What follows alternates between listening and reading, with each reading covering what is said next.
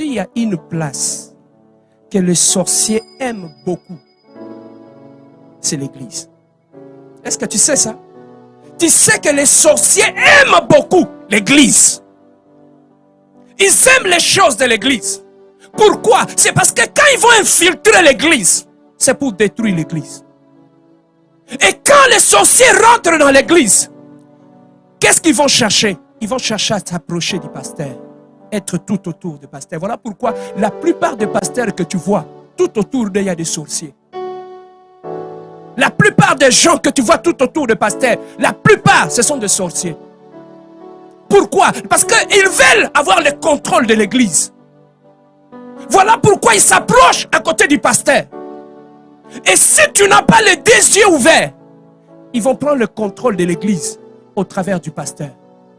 Si ils ne prennent pas de l'entourage du pasteur en otage, ils vont aller à la chorale. À la chorale, ils vont s'installer. Et quand ils s'installent dans la chorale, ils amènent des esprits, l'orgueil et l'impudicité dans la chorale. Kundumba dans la chorale. Si on ne tombe pas dans l'impudicité, les choristes, dans les avortements, ils tombent dans l'orgueil. Voilà pourquoi tu as vu des gens ont disparu ici. Pourquoi? Parce que les sorciers aiment entrer là où il y a la gloire de Dieu pour détruire la gloire. À part l'entourage du pasteur, à part la chorale, les sorciers dans l'église aiment l'intercession. Pourquoi? Parce que c'est dans l'intercession, ils vont avoir les informations qui sont dans l'église et amenées dans le monde des ténèbres. Voilà pourquoi lorsqu'ils s'installent dans l'église, ils vont amener la lourdeur dans l'église. Tu vas trouver que tout dans l'église n'est plus spirituel. Tout dans l'église devient normal. On adore normal. On fait tout, tout devient normal. Il n'y a plus d'impact dans la prière. Et tout cela, c'est dans l'église. Et lorsqu'ils s'installent dans l'église, qu'est-ce que vous allez remarquer? Des disputes commencent dans l'église. Songi songi, kotongana, koyinana, des divisions dans l'église. Tout cela, quand vous remarquez ces choses dans l'église, sachez que l'église a été infectée par les sorciers.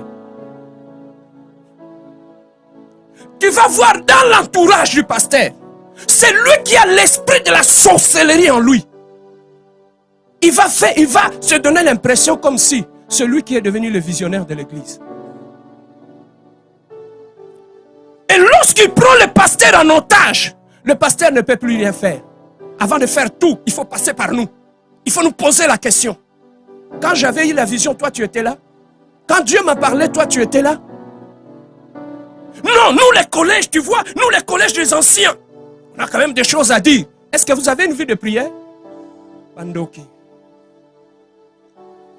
Ces collèges de sorciers là, ici, il n'y en a pas. On écoute le Saint-Esprit. C'est celui qui nous guide. Quand il dit aller à gauche, on regarde la colonne de feu ici. Il n'y a pas de vieux comme de vieux qui sont réunis. Papa, si vous n'êtes pas prudent, tu vois comment on se réunit les jours. Si les sorciers prennent l'otage de l'église, il y aura un autre culte la nuit. Nous, on vient prier les jours. La nuit, il y aura une autre culte. Ils ont leur pasteur Serge. Aussi, ils ont aussi les drummers sorciers. Ils ont des pianistes sorciers. Ils font le culte. Et c'est ça que tu vas voir, l'église commence à sécher. La pauvreté commence à s'installer dans l'église. Les divorces commencent à s'installer dans l'église. Les disputes et les distractions que tu vois dans l'église, dans la plupart des cas, ce sont des sorciers. Mais il y en a d'autres personnes qui ne sont pas sorciers. Mais les sorciers, lorsque tu es ouvert, ils peuvent t'utiliser pour détruire l'église.